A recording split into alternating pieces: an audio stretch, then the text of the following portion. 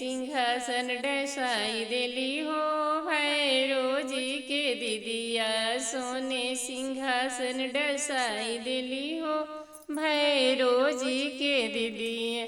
पहले में जाली ओ पटना सहरिया, पहले में जाली ओ पटना सहरिया।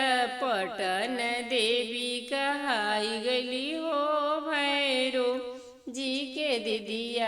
पटन देवी कहाई गली हो भैरो जी के दीदिया।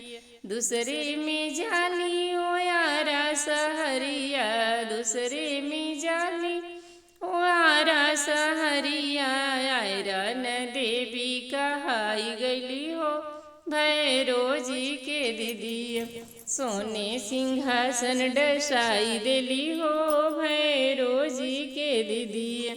तीसरे में जाली विंध्याचल नगरिया, तीसरे में जाली विंध्याचल सहरिया। माँ विंध्यवासिनी कहाई गली हो भैरो जी के दीदिया। सोने सिंहासन डसाई देली हो भैरो जी के दीदिया। चौथे में अली ओ कोटमा नगरिया, चौथे में अली ओ कोटमा नगरिया। माँ मंगला भवानी कहाई गली हो भैरो जी के दीदिया। सोने सिंहासन डसाई देली हो भैरो जी के दीदिया।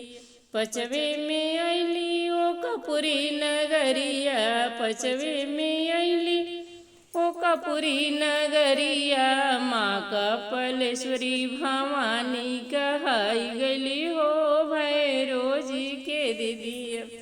सोने सिंहासन डसाई देली हो भैरो जी के दीदिया। सोने सिंहासन डसाई देली हो भैरो जी के दीदिया।